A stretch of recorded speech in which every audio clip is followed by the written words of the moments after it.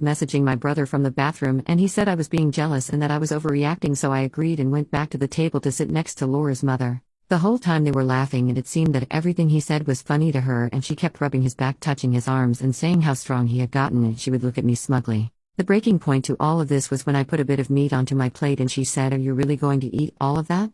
And I froze in embarrassment while my husband and her laughed. Her mother stood up for me, saying that was inappropriate and to treat guests with respect, but she ignored it. Laura is very pretty and slim and works out, so coming from her it hurt a lot.